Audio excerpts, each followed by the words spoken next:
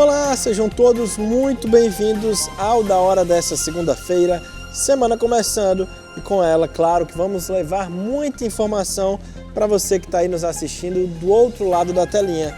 Vamos falar sobre saúde, política, economia, os nossos assuntos internacionais e muito mais. Tudo isso a partir de agora.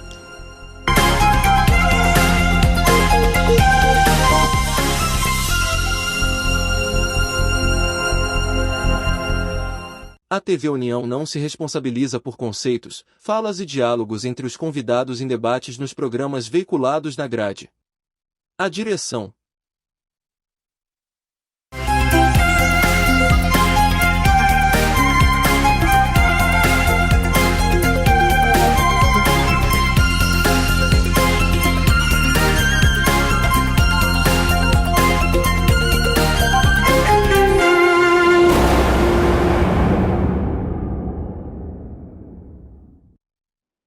É isso, sejam todos muito bem-vindos novamente ao Da Hora dessa segunda-feira. Já estou aqui com ela, Rochelle Rudão. Tudo bem, Rochelle? Tudo tranquilo, Gabriel, como foi o final de semana? Tudo tranquilo também, Graças a Deus. muito descanso. Ah, ainda bem, e é isso. E com o nosso convidado dessa segunda, Luciano Clever. Tudo bem, Luciano? Bom dia, tudo bem, Gabriel? Tudo bem, minha querida Rochelle? Tudo em paz, graças a Deus. Graças a Deus. Temas muito pertinentes hoje no Da Hora para iniciar essa semana e para você ficar ligado aí no clima, no tempo desses próximos dias, confira a previsão da FUNSEMI aqui para o nosso estado. Olá pessoal, chegamos ao mês de julho, estamos no período de pós-estação chuvosa, quase saindo desse período de pós-estação, onde ainda são observadas algumas chuvas no estado do Ceará, mas de forma muito mais fraca e isolada do que no período da quadra chuvosa. Nessa manhã de segunda-feira, por exemplo, observamos a atuação do sistema de brisa, que tem causado alguma chuva fraca isolada aqui no litoral de Fortaleza. No interior do estado há bastante nebulosidade, mas durante o dia o sol deve predominar em todas as macro-regiões.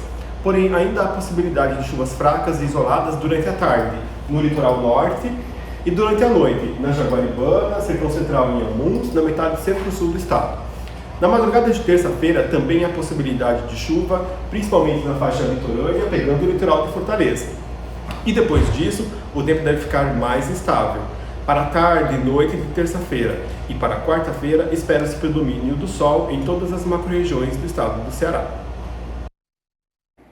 É isso, e a gasolina segue em alta nos postos de Fortaleza, com aumento de 18% para 20% de impostos estaduais, como por exemplo o ICMS pelo governador Eumano de Freitas, e a retomada de impostos federais pelo governo do presidente Lula neste final de semana. Foi identificada uma variação entre 5,19, 5,99 e 6,19 na gasolina comum.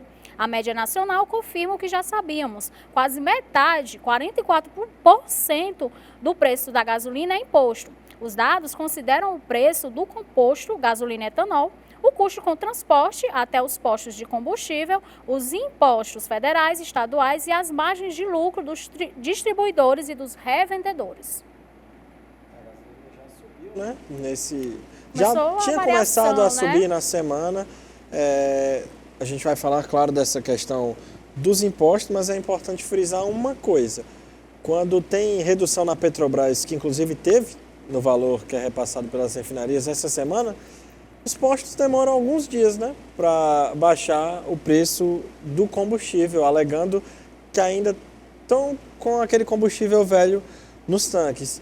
Mas quando sobe no mesmo dia, já sobe. Eu acho isso, no mínimo, curioso, né? O Cleber vai explicar pra gente. Tem essa capacidade, né? E o problema no Brasil hoje, tudo se politiza e tudo se põe de um lado para o outro, né? Eu vi semana passada um debate na Assembleia, deputado Niso, do PT, Sargento Reginaldo, confronto parlamentar.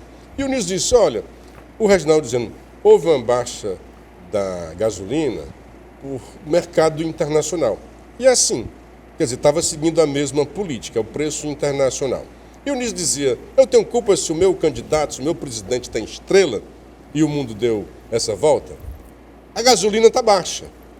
Uma semana depois, esse discurso já não se sustenta. A gasolina aumentou, a gasolina já subiu de preço, tem até uma música aí, antiga, né? Não perde a sua o seu momento. E a Petrobras, nesse momento, como disse o Gabriel, baixou. Só que abaixou de forma política e não técnica. É tanto que, de imediato, houve queda na ação da Petrobras, porque os investidores viram ali uma interferência política. O que aconteceu agora? Não houve redução do preço no mercado internacional e nem também houve subida, houve lá atrás. A subida que se deu agora foi exatamente por medida de governo. Quando desceu, não foi por causa do governo, foi por causa do mercado internacional. E agora subiu, sim, foi por causa do governo. Mas como é que é? Essa hora que quando desce não é o governo? Exatamente, porque dessa vez o governo voltou a cobrar o imposto que havia sido desonerado lá atrás, os impostos federais. E houve também, porque houve aí uma mudança aí do imposto do ICMS na gasolina. E se prepare, porque isso tem um impacto na inflação, com certeza. O diesel, cujo imposto foi zerado há muito tempo, vai voltar também a ser onerado. Então, vai ter aumento também do diesel, que é quem carrega mais as nossas mercadorias, Brasil lá fora e Brasil lá dentro, é o diesel, né? Então, vai ter aumento de imposto, aumento de preço dos produtos como um todo. Entendi. E o que falar dessa política dos donos dos postos? Nada a declarar? Não, aí você fez muito bem. Os caras são espertíssimos. Sim. Eles têm assim um radar. Porque a gente reclama da classe política, mas aí a população está fazendo a mesma coisa, né? Claro. A gente de má fé, né? A gente de má fé. A pergunta é assim, cadê... Porque no Brasil, quando o Fernando Henrique começou essa história, olha, nós vamos privatizar tudo. Perfeito. Agora, para não ficar nessa coisa selvagem do capitalismo, nós vamos criar as agências reguladoras. Então você tem a Arce, tem a ANEEL e tem a ANPP, que é negócio de petróleo. Então cabe à agência também verificar se não está havendo uma extorsão. Aqui os donos de imposto ouvem falar que vai ter um aumento, eles já aumentam. Mas... Uma vez lá em Sobral foi uma coisa doida. Ouviram falar que ia ter aumento e aumentou o preço. Eu digo, mas nem a Petrobras não anunciou ainda. Ouviu falar que haveria um aumento de gasolina. Aliás, ouviram falar que haveria um tabelamento. Olha só. Aí eles aumentaram o preço da gasolina para que quando tabelasse lá em cima. Então, isso daí também não é uma coisa boa e tinha que ter uma autoridade para dizer. Não para tabelar, mas é o seguinte, olha, vocês não estão seguindo o preço da Petrobras? Se a Petrobras não aumentou ainda, por que estão aumentando agora? E outra, se a Petrobras baixou, por que não baixa agora? Aí vem com aquela desculpa. Não, mas ninguém tem esse estoque que demore um mês, por exemplo. O estoque de um posto de gasolina dura praticamente um dia, dois dias está sempre colocando lá. Então, essa desculpa não tem sentido. E aí como é que você vai provar para o consumidor que chega lá no seu posto, essa aqui já é do estoque novo. Como é que você vai provar? O consumidor fica de mãos atadas. Desguarnecido. E montam na gente, porque é realmente complicado. Porque para baixar demoram dias, como realmente esperam acabar o que tem no reservatório. Mas para aumentar é bem rapidinho, né? E para fiscalizar todos esses postos também, né? É complicado. Olha, como é que seja, mas né? aí o contribuinte, né? A pessoa, olha, o posto está acontecendo isso. Porque eles recebem denúncias anônimas. Denúncia, né? Está aberto, claro, aqui nosso espaço para receber alguém do Sindipostos. E não é só isso, de repente, posso fazer uma coisa aleatória, de ver quando for uma fiscalização. Sim, de surpresa, né? E fica aberto aqui nosso espaço para que alguém do Sindipostos, caso queira se pronunciar sobre esse rápido aumento que acontece quando, às vezes, se ouve falar... Né? Até explicar por que é tão rápido. O jornalismo a gente tem que ouvir todos os lados. Aqui a gente está falando até como um lado de consumidor. Exatamente. Mas, claro, o espaço fica aberto para que alguém do Sindipostos, caso queira, se pronunciar sobre o assunto, tem o nosso espaço, o nosso tempo e a nossa audiência. Perfeito. E o ex-prefeito de Fortaleza, Roberto Cláudio, gravou na última sexta-feira um vídeo fazendo críticas à gestão da segurança pública pelo governador Eumano de Freitas. Ele afirma que 4 facções criminosas têm dado as cartas em vários territórios, não somente em Fortaleza, como do Ceará. Conforme Roberto Cláudio, um poder crescente dessas organizações estaria definindo regras de acesso aos serviços de saúde, de educação, comércio, com o abre e fecha das portas a critério das lideranças do crime organizado. Abre aspas. Isso, infelizmente, não é um fato apenas da região metropolitana. São 4 facções que têm crescido, se fortalecido cada vez mais e controlado o dia a dia de muitas comunidades no estado do Ceará, fecha aspas, foi o que disse Roberto Cláudio. Ele afirmou ainda que a Humano tem a vantagem de trabalhar em conjunto com o governo Lula, motivo pelo qual dispõe de mais possibilidades de conter fronteiras e tornar a atividade criminosa mais difícil aqui no estado. E aí, Luciano? Olha, está coberto de razão o Roberto Cláudio. Só não no aspecto, o temporal, não é de agora. Eu ia falar Faz isso. muito tempo que já as facções comandam o Ceará. Na verdade, esse movimento de facção começou com o governo Cid Gomes. Estou dizendo que a culpa dele, não. Não foi por causa, foi o tempo. Cid se elegeu com o discurso da segurança, do Ronda do Quarteirão. Os mais novos não vão entender o que é isso, Não, né? eu lembro. Do Quarteirão. Quando O que surgiu. aconteceu? De Tarso para cá, eu fiz até um estudo do MBA sobre isso, né? A violência no Ceará. Sempre foi crescente. Veio Tarso, depois Lúcio. Quando chega no Cid, há uma aceleração no ritmo. Pela primeira vez na história, quando se tem a contabilidade disso, o registro disso, pela primeira vez na história, a taxa de homicídios do Ceará supera a da média nacional.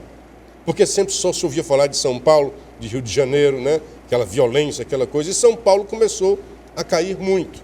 Então, pela primeira vez na história, o Ceará ultrapassa a média nacional. Isso com o Cid. Cid chegou e disse que fez os maiores investimentos, implantou o Ronda do Quarteirão, que a princípio era uma coisa interessante, mas faltou planejamento, ele não levou adiante, sem explicação, acabaram o Ronda sem explicação nenhuma. Simplesmente foram encostando aqueles carros vistosos, os rapazes bonitos que flertavam as meninas nas periferias, que era a ideia de uma polícia comunitária, mais próxima da população. Perfeito. Agora, por que não levou adiante? Ninguém entende, ninguém explicou. Veio o governo Camilo Santana. Então, lá atrás já teve, na época do Cid, os jornais eram proibidos e o secretário negava, não existe. Olha, esse cara que vocês estão chamando de faccionado não passa de um pirangueiro. Eu lembro dessa expressão do secretário, quando o jornal queria dar. E a gente já ouvia falar que vinha DJ de facção do Rio de Janeiro para fazer festa aqui das facções. E o secretário, não tem, vocês estão glamourizando porque chamam um pirangueiro de faccionado. Na verdade, você fechar os olhos para a realidade não vai mudar essa realidade. Eu acho que é até bom não dar o nome das facções, que muitos gostam até dessa mídia. Mas houve. Quando chega no Camilo Santana, nós tivemos com o Camilo o maior número de homicídios da história do Ceará. Até hoje inigualado, com o Camilo Santana. Depois nós tivemos com o Camilo Santana o maior aumento, subiu 70%. A média nacional tinha sido 8%. Tudo bem, houve um ano aí que teve a greve de policial e tal, essas coisas, mas depois, sem greve de policial, teve um crescimento que você não entende, 80%. Chega de 70% a 80%, estou citando aqui de cor. O segundo colocado nesse ranking macabro era o Maranhão, que tinha metade. O Maranhão tinha mais ou menos, digamos assim, se fosse 30 o Maranhão e 60 o Ceará. Então, lá atrás, com o Camilo Santana, já tinha essa coisa, e números fortes, expressivos, muito mais do que agora com o Elmano. Então, doutor Roberto Cláudio, você está correto no seu prognóstico, só que o seu recorte temporal está muito seletivo. Esse problema não é de Elmano, esse problema vem lá atrás, se mantém com o Elmano, concordo com você. Agora, o Ciro, parece que depois da facada, acordou.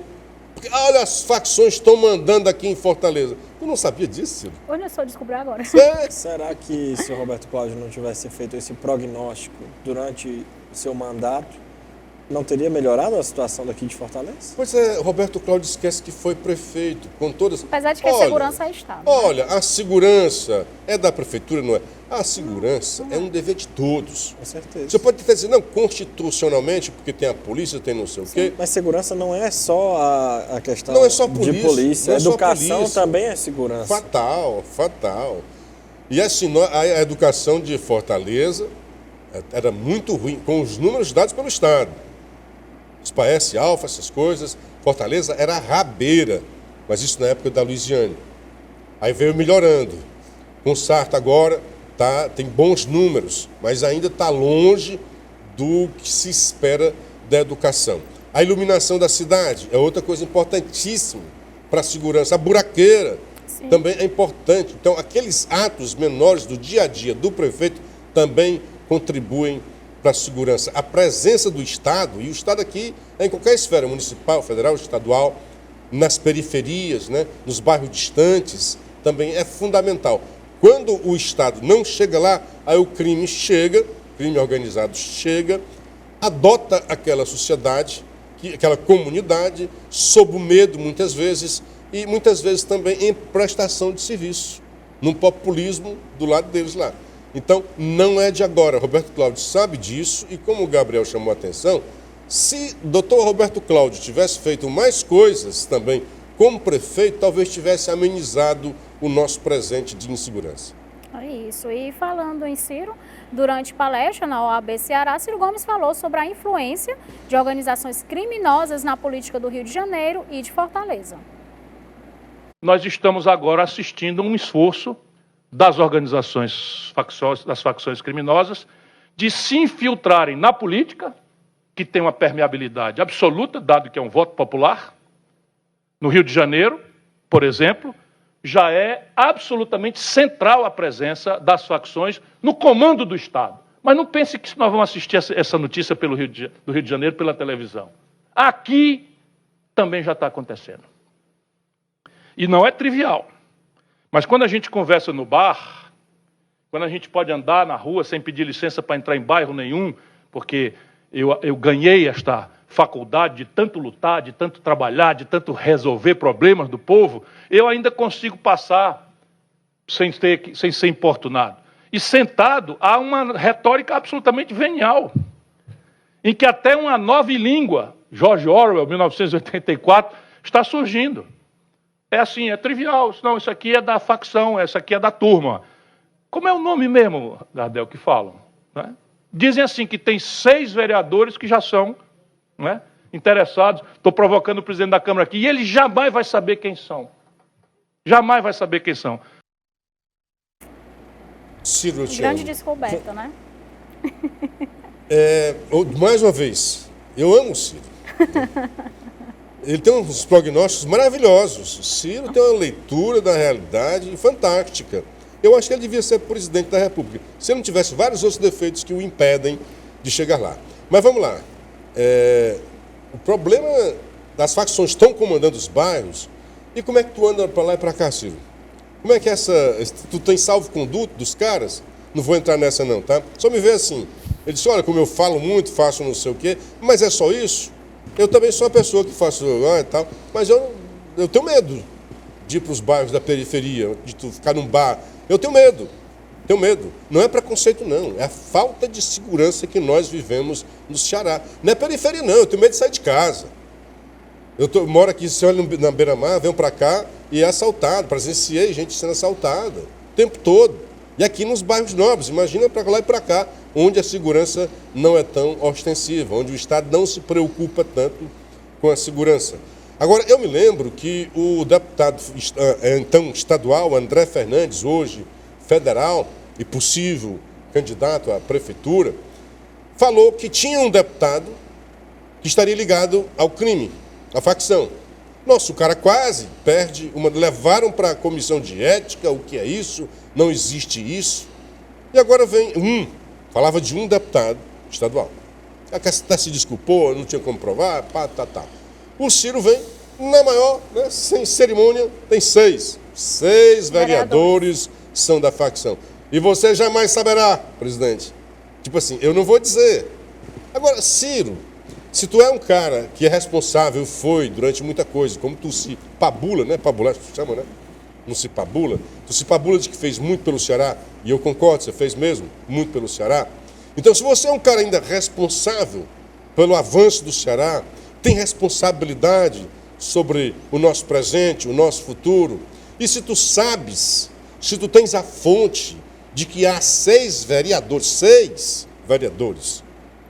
que são ligados a criminosos, a facção política, tudo bem que você não possa saber, mas você tinha que, pelo menos, ajudar o presidente da Câmara. Dizer, oh, você jamais vai saber. Tipo assim, eu sei, mas não vou te dizer. Ajuda, Ciro. Ajuda, porque aí você vai varrer, tirar os criminosos que estão comandando também na política. O que o Ciro está dizendo é que eles estão se infiltrando na política. E eu já soube, pior, Rochelle e Gabriel, é que tem bandido já pagando faculdade Sim. de direito para formar juízes A gente falou aqui. da criminalidade. A gente falou aqui no Da Hora. Tanto dentro do Ministério Público, como dentro das faculdades, como dentro da própria polícia. Da polícia. Dizem que a polícia metade é bandido. Mas Aí, né? eu respeito muito a política, a polícia, mas é como também na política, né? Tem gente ruim, tem gente boa. Também no jornalismo, né? Não na TV União, todo mundo é gente boa. Mas essa questão do Ciro, eu acho que não seria muito fácil falar isso, sem trazer os Provas. fatos, Não, sem o trazer Ciro, as provas. olha, facilidade. O Ciro tem uma facilidade enorme de falar, de dizer um monte de coisas. E tal qual o nosso presidente, o Ciro também mente muito, joga números e com uma facilidade enorme. Ciro se acabou lá naquela campanha contra o José Serra, porque o José Serra foi ferino e foi assim, em cima. Tudo aquilo que o Ciro dizia, o José Serra ia lá, checava, já tinha um fact-check naquela época, né? Checava e estava errado. Então o José Serra fez vários propagandinhas, aquelas pequenininhas, aqueles torpedos, mostrando que estava tudo errado, que tudo que o Ciro dizia estava errado. E está mesmo. Um dia eu fiz o que ele propôs, o Ciro, né? Olha, porque Sobral tem a menor taxa de mortalidade do Ceará. Não, pode pesquisar. Aí eu fui pesquisar. A menor mortalidade é a da Meruol, que era vizinho ali. E tinha outros lá muito menores do que Sobral. Então, Ciro, é bom ouvir. Agora, com números, tenha cuidado. Tenha cuidado. Hoje tem o Google, muito fácil, né? Taca Google aí para checar o que o Ciro está dizendo. Esse caso das facções não tem como googar, né? Não tem como, mas se ele é um cara que é responsável, um agente político e público, vem e diz que há 6 vereadores, ele tinha o dever de dizer, olha, eu soube assim, eu soube assado. Dizem, como dizem? Aí você joga uma porcaria no ventilador, suja o nome de todos os vereadores, porque você fala 6, são quantos vereadores? Aí você olha, será que esse é da facção tal? Ah, rapaz, aí tem cara de... É que nem aquele filme de suspense que morre alguém e tá todo mundo numa casa e quem é o assassino? Quem é? Ciro, me ajuda, né? Vai chegar, Faz isso né? não. É isso. E Bolsonaro... De qualquer forma, eu te amo, tá sendo? E é isso. E o presidente do Tribunal Superior Eleitoral, Alexandre de Moraes, deu o voto final para a condenação da inelegibilidade do ex-presidente Jair Bolsonaro até 2030. Eu disse, a justiça eleitoral, como toda justiça, pode ser cega, mas não é tola. A justiça é cega, mas não é tola. Nós não podemos insistir à época, e continuo insistindo agora, nós não podemos criar de forma alguma o precedente avestruz. Todo mundo sabe o que ocorreu, todo mundo sabe o mecanismo utilizado para obtenção de votos, só que todos escondem a cabeça embaixo da terra. Luciano, antes da gente ir para a nossa pausa, um minutinho para só pincelar e na volta aí sim você faz seu comentário. A justiça é careca e nos quer fazer de tolo, né? Porque não teve nada de cega a justiça. A justiça viu muito, né? Viu até o que não estava ali. Mas a gente comenta melhor no próximo bloco, que não terá tempo agora, não é isso? É isso. É isso, agora a gente vai para a nossa primeira pausa, mas já o Da Hora dessa segunda-feira está de volta.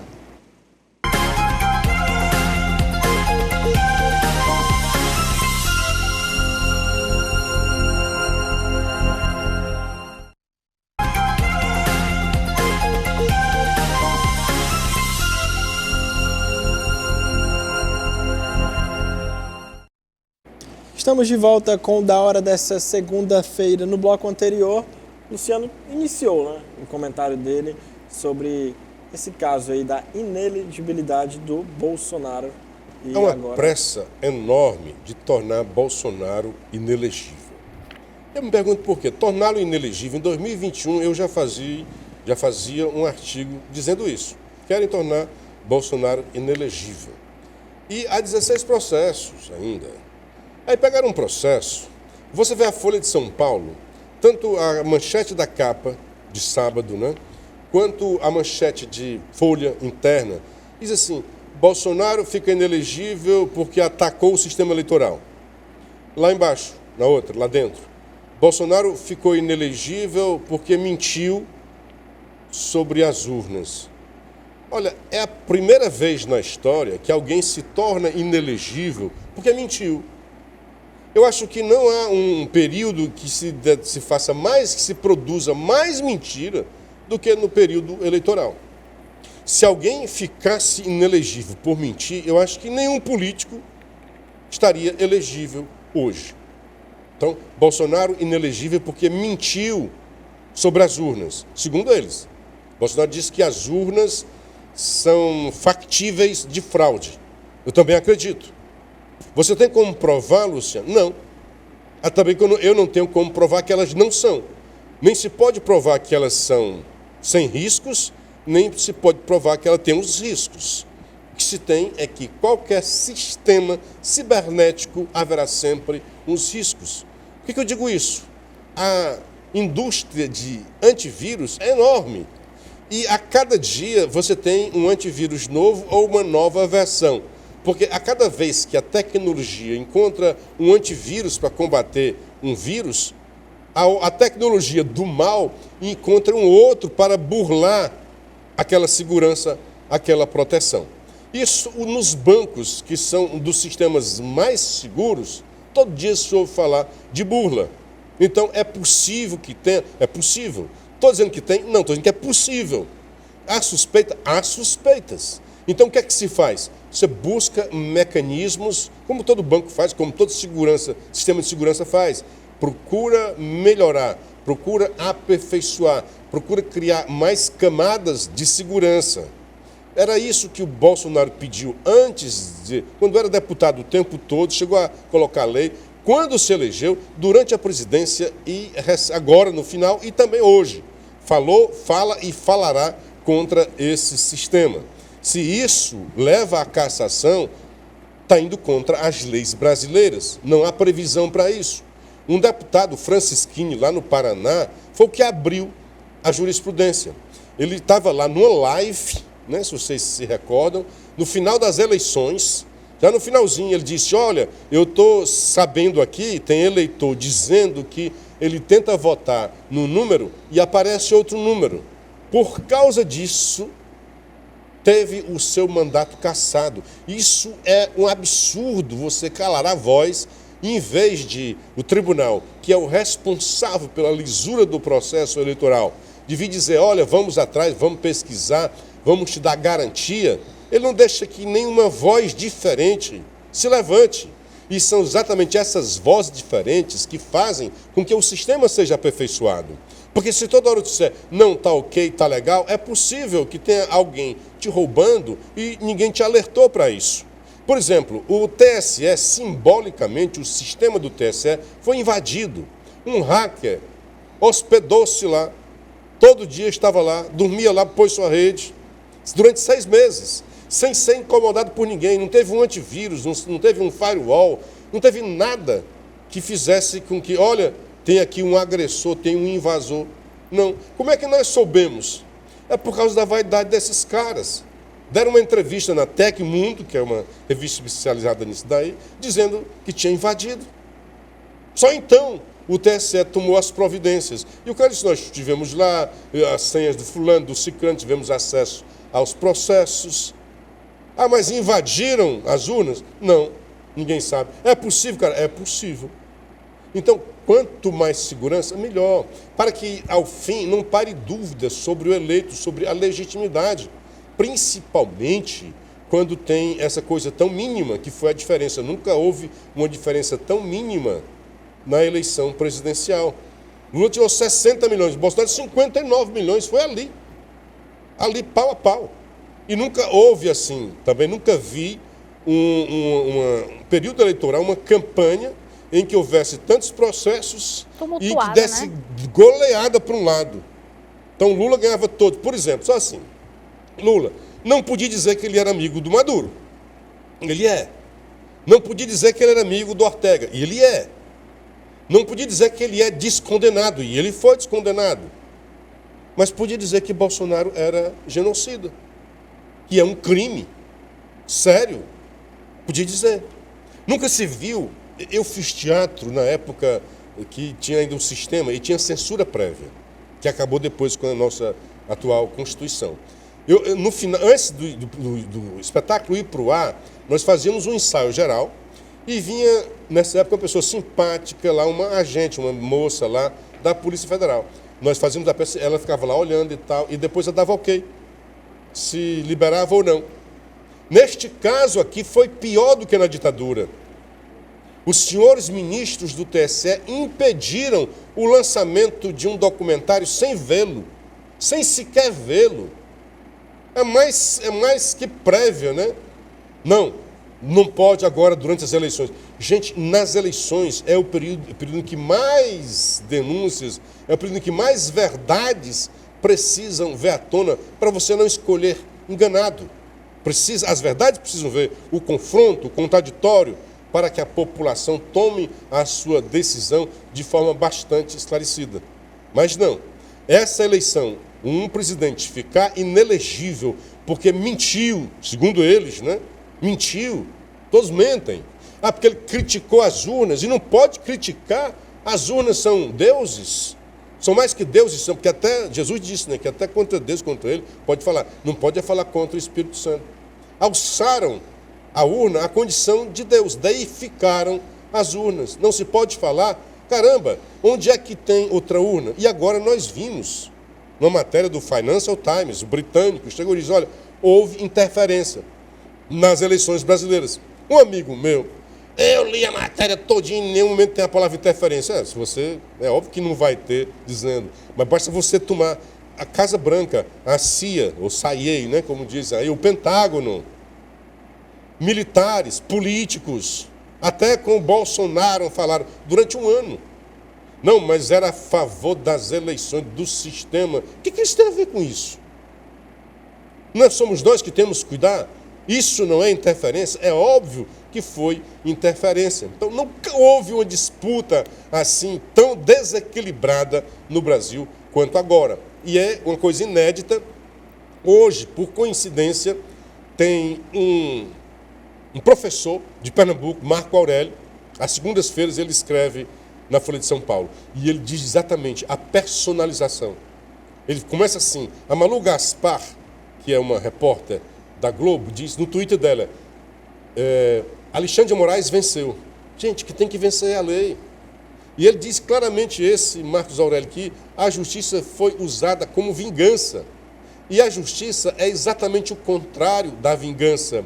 Quando a sociedade evoluiu, se a Rochelle mata alguém do Gabriel, o Gabriel ia lá e matava a Rochelle ou alguém da Rochelle. Então, o que aconteceu com a evolução da humanidade? Não, acabou-se essa história de vingança. A justiça vai decidir. Então, nós, cidadãos, delegamos ao Estado a violência. Só quem tem o direito de ter a violência é o Estado. Aí a justiça foi feita para evitar a vingança. Então, quando a justiça é usada como arma de vingança, ela é tudo menos justiça. É isso. E Brasília sediou a 26ª reunião anual do Foro de São Paulo, um encontro de organizações de extrema esquerda da América Latina e Caribe. O evento tem a duração de 4 dias e encerrou-se no domingo. Participantes de diversas partes do mundo marcaram presença no foro. No Brasil, nós enfrentamos o discurso do costume, o discurso da família, o discurso do patriotismo. Ou seja, aqui nós enfrentamos o discurso de tudo aquilo que a gente aprendeu historicamente a combater e nos acusa de comunistas, achando que nós ficamos ofendidos com isso. nós não ficamos ofendidos. Isso não nos ofende, isso nos orgulha. E é por isso que eu aprendi ao longo da minha vida respeitar e admirar o companheiro Fidel Castro. Que a América Latina viveu o seu melhor momento em 500 anos de 2002 a 2010. Foi a vitória na Argentina, no Chile, no Brasil, na Venezuela, no Equador, além da vitória do nosso companheiro Chávez na Venezuela. Por que nós criamos o Fórum de São Paulo? É que em 1985 eu tinha consciência de que jamais a gente poderia chegar ao poder pela via do voto, pela via democrática. E Luciano? Queria chegar ao poder pela via democrática? Não.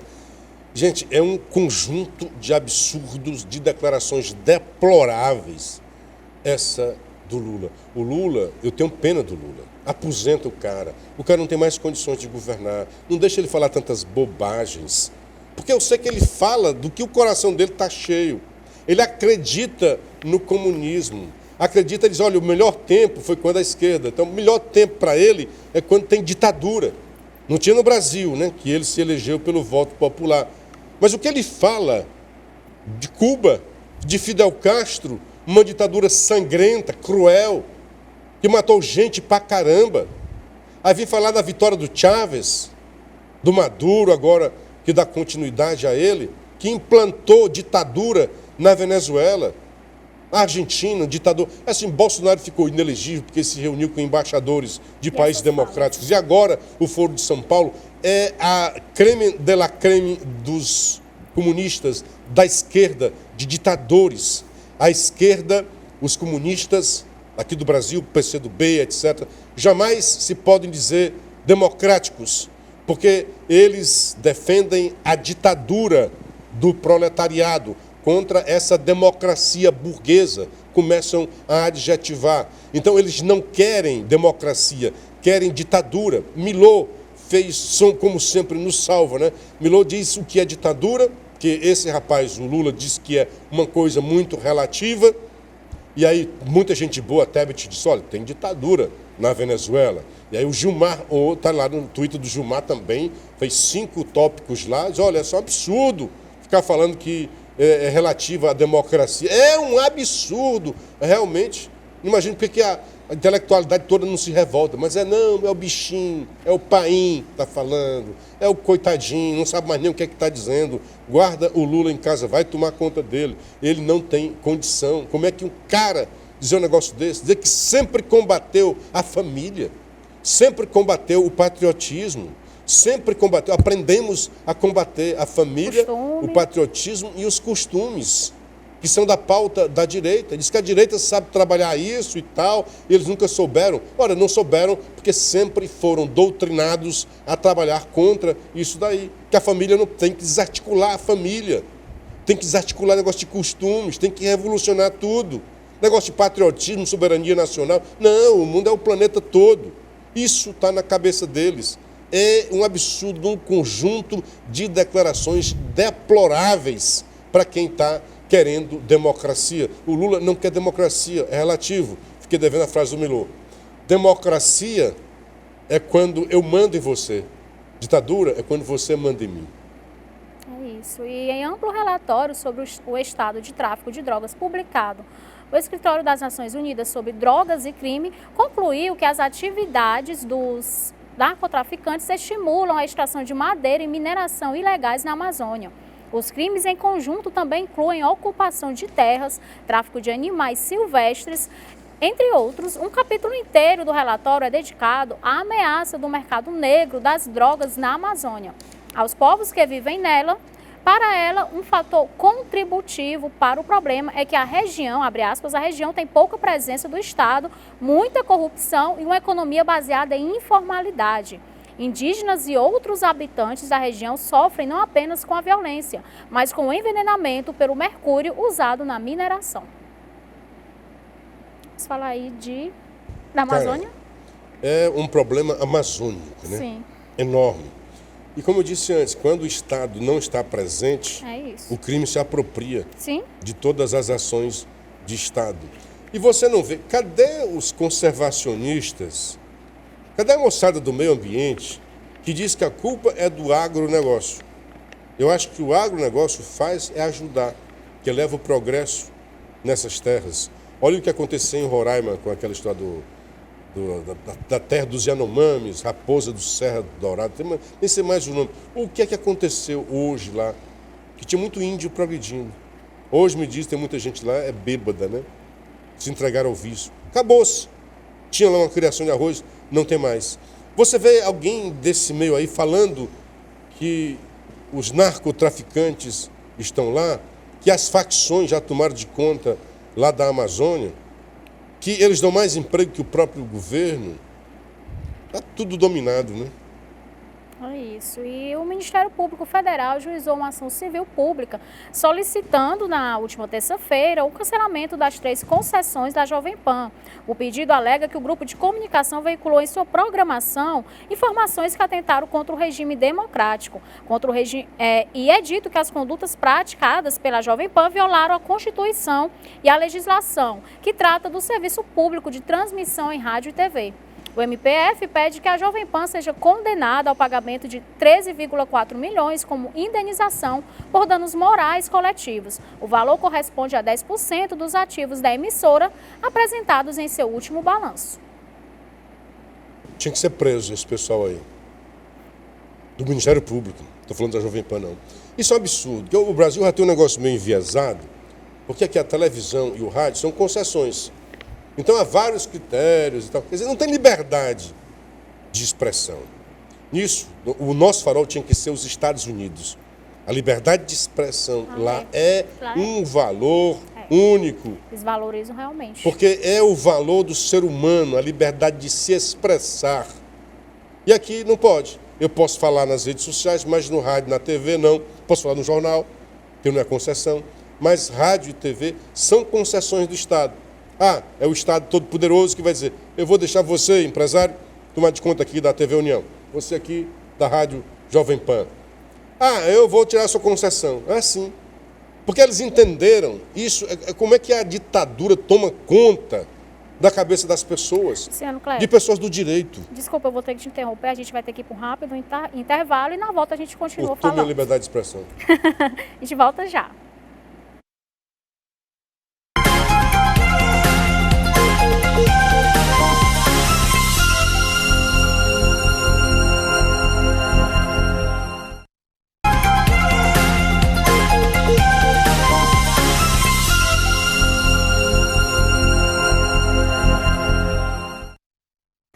Estamos de volta com o Da Hora desta segunda-feira. Nós estávamos falando aqui da censura, da questão das opiniões diferentes, né? Que todo mundo tem que ter opinião igual, né?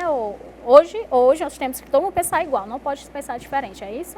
Ela fica lendo esses livros aí maravilhosos e estava falando, vamos falar da distopia. Começa a falar essas coisas, aprender essa palavra distopia, né? O Ciro falou isso há pouco tempo aqui, de um livro que fala da distopia, o 1984, de George Orwell. Maravilhoso, jornalista. Tem 2 livros que você tem que ler, que é o 1984, onde se inspirou o Big Brother, e a Revolução dos Bichos. Esse cara ele foi comunista. A Revolução dos Bichos é uma crítica a Stalin, feito para aquela época, mas o livro ganhou o mundo, ganhou o tempo, é atemporal. Maravilhoso, muito bom de ler. Ele dizia lá que jornalismo é tudo aquilo que os poderosos não querem ver publicados. O resto é publicidade.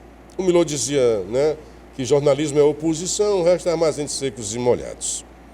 E o Ciro falou do duplo pensar, que está no 1984. O que é o duplo pensar? As palavras mudam de conceito. O que é guerra é paz. O que é amor é ódio. Liberdade é escravidão. O que é ditadura, o que é liberdade é escravidão. No Brasil, como bem prognosticou Ciro, estamos vivendo isso. Então, a democracia é ditadura. Tudo que eu vejo esse STF, o Alexandre de Moraes à frente, é dizer que estão lutando pela democracia. A pretexto de lutar contra a democracia, eles afrontam a democracia. Como é que você cura os defeitos de liberdade de expressão com mais liberdade de expressão? Não é tirando. Mas ele fica com os clichês. Liberdade de expressão não é liberdade de agressão. É, sim, senhor. Agora, o pensamento agride também. Agora, obviamente, se essa agressão vira um crime, nós temos temos as leis para recorrer. Não, a censura prévia é anticonstituição.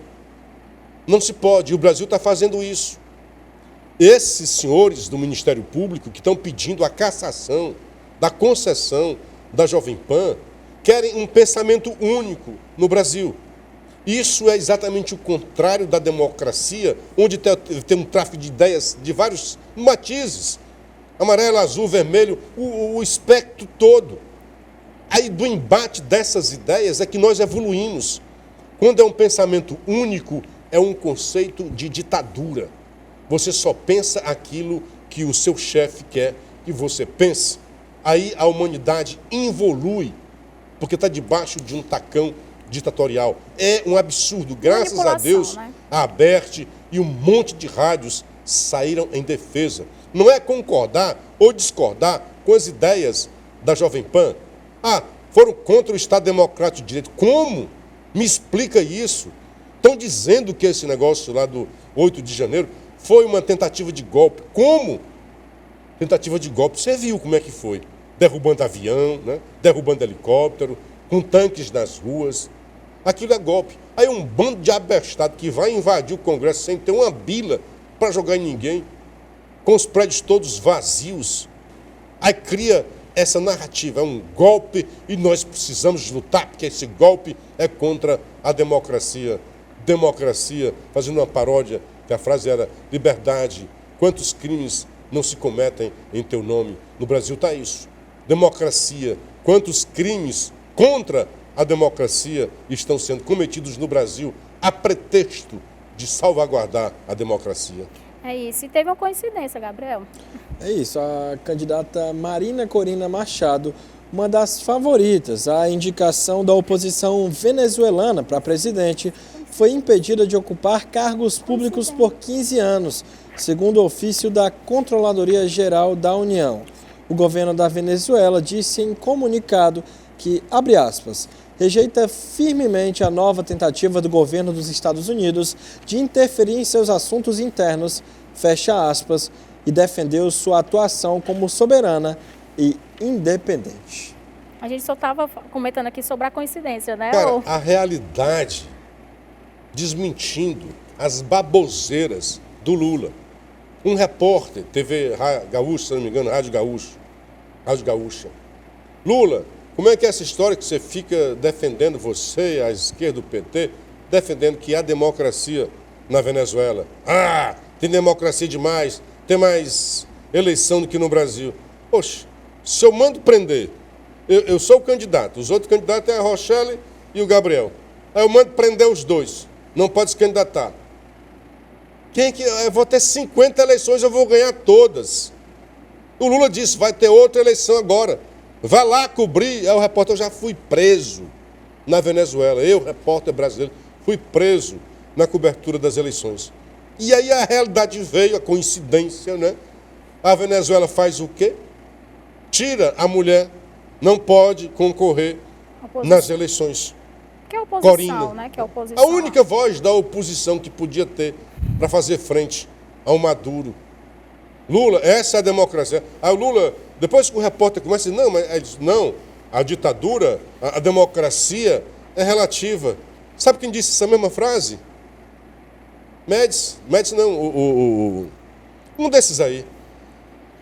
O alemão, um desses presidentes do regime militar, disse isso, que a democracia era relativa. E o mundo quase veio abaixo na cabeça dele. E agora o Lula fala, aqui acolá tem um editorial, uma coisa e tal, mas todo mundo, o Lula, Lula, paizinho, ótimo, paizinho, absurdo. E antes da gente encerrar, o que está acontecendo lá na França, Rochelle?